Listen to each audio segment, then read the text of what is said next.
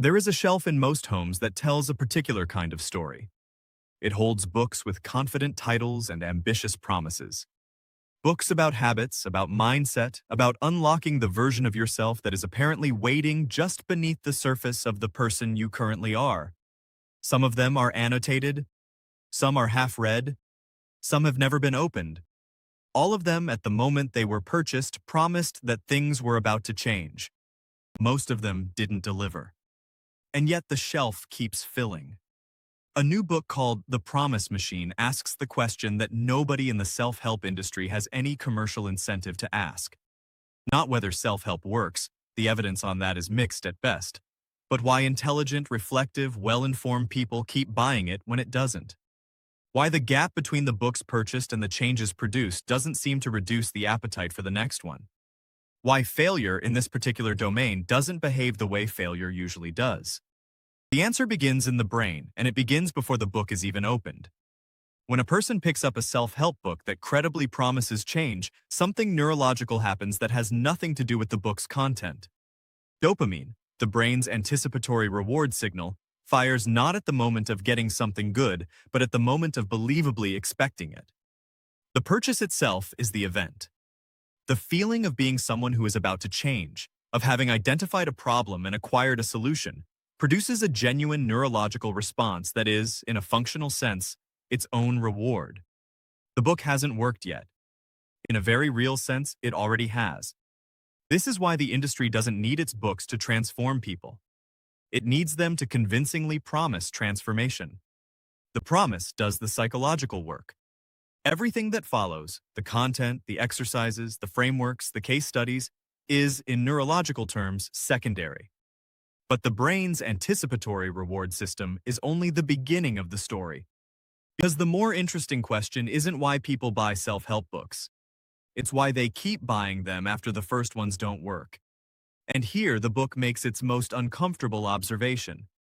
When a self-help book fails to produce results, readers almost never conclude that the book was wrong.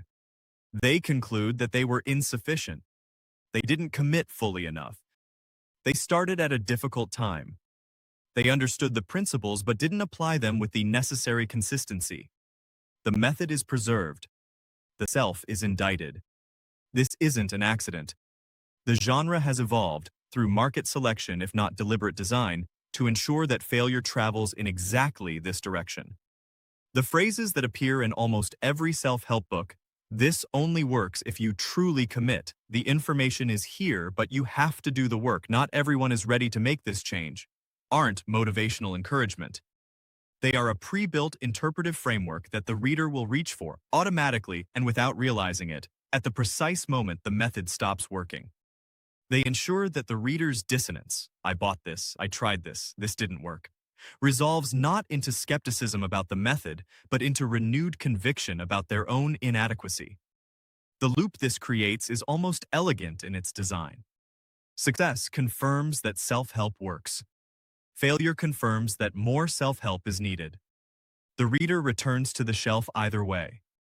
Underneath all of this is something the book calls the transformation fantasy. The reason self-help never sells modest, conditional, incremental improvement and always sells wholesale reinvention. The reason is not cynical overselling. It's that modest promises genuinely cannot address what people are actually experiencing when they reach for these books. They're not seeking marginal gains.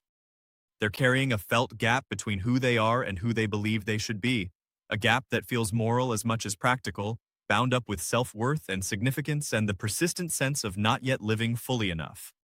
Only a transformation narrative can meet a person at that level. The industry didn't create this hunger. It found it. And it has built an extraordinarily durable business on the finding. So, what does actually work? Because the book isn't only a diagnosis. It examines the research on genuine behavior change with the same rigor it brings to the genre's failures, and the picture that emerges is both clearer and more demanding than anything in the self-help canon. Specificity works. Not inspiration, not vivid visualization of the future self, but precise, situationally anchored plans. Not "I will exercise more, but when I arrive home on Monday evening I will immediately change into my running clothes and leave the house before I sit down."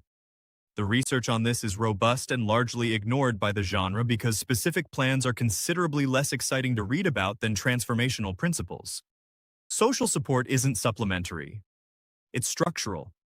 Interventions with a genuine accountability relationship built in consistently outperform those without one. And the quality of that relationship matters enormously. A person who knows your specific history, who will notice the difference between genuine progress and a convincing narrative about progress, and who will stay in the conversation past the point of comfort, that person is doing something that no book can replicate. And motivation, contrary to almost everything the genre teaches, follows action rather than precedes it. You don't wait until you feel ready. You act first in small and specific ways, and the motivation follows from the experience of having acted.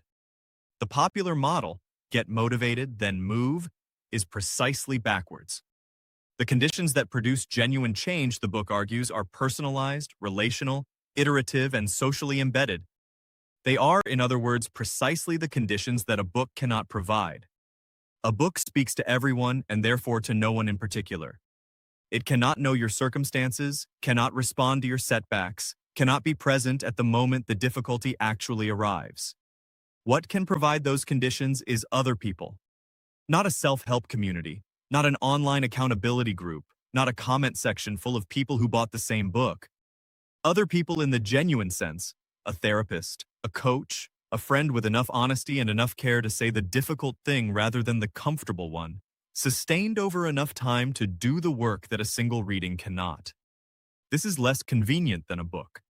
It is more exposing, more demanding, and far less compatible with the autonomous, self-directed identity that self-help culture has spent decades cultivating in its readers. It is also, the evidence consistently suggests, what works. The promise machine ends with a disclosure that is either brave or ironic depending on your perspective, possibly both. The author owns 37 self-help books.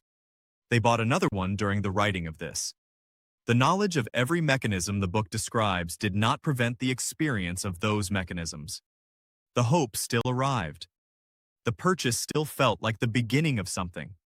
Because that's the thing about understanding how something works. It changes the quality of the experience. It doesn't end it.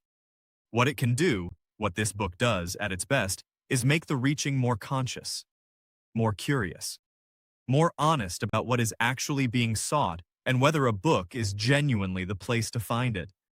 The shelf will keep filling. The question worth sitting with after reading this one is what you're really looking for when you reach for the next one, and whether this time you might be willing to look somewhere else.